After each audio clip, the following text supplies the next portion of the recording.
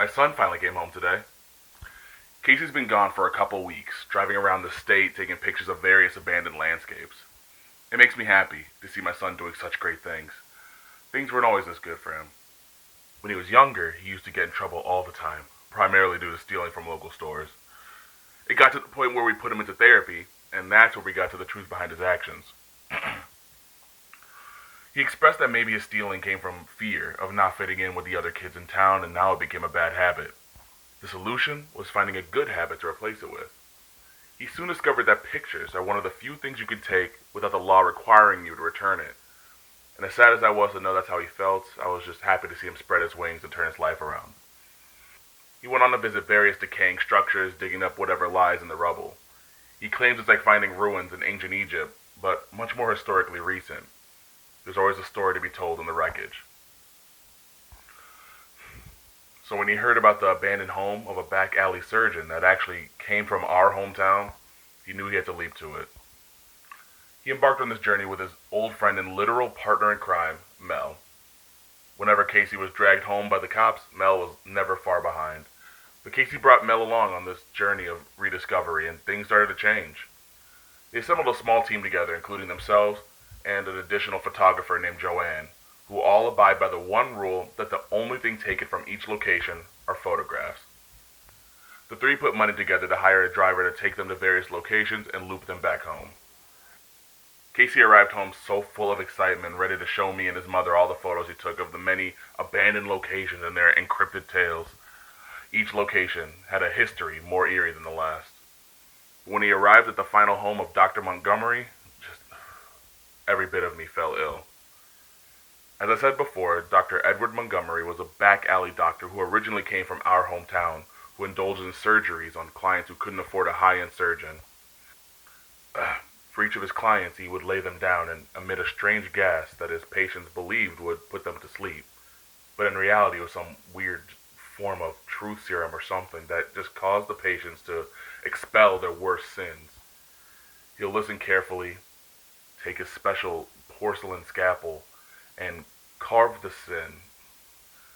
He would carve the sin of the patient into the area they came to him for, just right across the damaged area. He would proceed to operate over the carved sin and wounded area. In his eyes, he believed that this would heal your faults, physically and spiritually. However, each of his patients never lived to witness their healed sins. Each of them passed from a violent infection in the next coming days. As Casey continued to flip through the photos, he winced in pain and dropped the pictures on the table. I asked what was wrong, and he explained that his crew had to make a quick escape out of the home due to large amounts of dust being kicked around, and it activated Joanna's asthma. When dashing out, Casey tripped and fell on his wrist. He insisted it was fine, but I can tell his mother was worried. I pointed to the photo of Dr. Montgomery's front door. It was covered in various warning signs. I said, "You would think with all these signs you would know a little better than to go inside."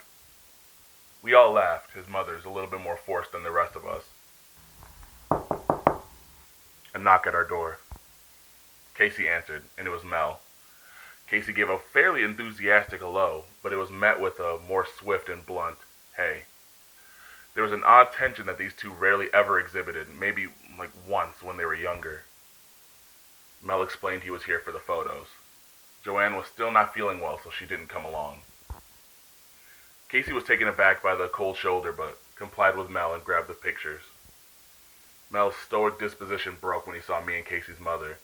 Mel always loved coming over. It was his home away from home, especially after he wasn't welcome in his own for his troublemaking. Mel smiled, asked how we've been. We asked the same from him. He then continued to say, "Man, you should have saw the way your son ran out of that last house. Dang near left me in the dust." Casey replied saying, "Well, if it wasn't for your bum leg, you could have kept up." Mel's laughing face dropped quickly, and I could have sworn I heard a scoffed, "Figured you'd say that." He returned to a cheery manner and said his goodbyes to us all and left out with the photos.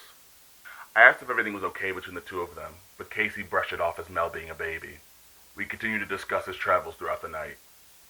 After a couple more hours, we all decided to get some rest. We said our goodnights and we each went to bed. As Casey made his way up the stairs, I could see he struggled, holding onto the railing with his bad arm. I had a hard time going to sleep that night. It reminded me a lot of the restless nights I spent waiting for Casey to make it home. It also didn't help that I could hear him wincing in pain in the room over every time he tossed and turned. Once I finally heard him snoring, I was able to drift to sleep, a sleep that must have only lasted about an hour or so. I awoke to Casey's frantic scrambling and howls of pain. I leaped out of bed and ran to his room. He was trying to answer his cell phone. It was a call from Mel. I asked Casey if he wanted me to answer it. With his face red and strained, he nodded yes as he cradled his arm. I answered the phone. Oddly enough, Mel also sounded like he was speaking through pained breath. He was manic. He could barely get his words out. I told him to calm down, but my words almost seemed to make him break into tears. I asked what was wrong in between his staggering whimpers.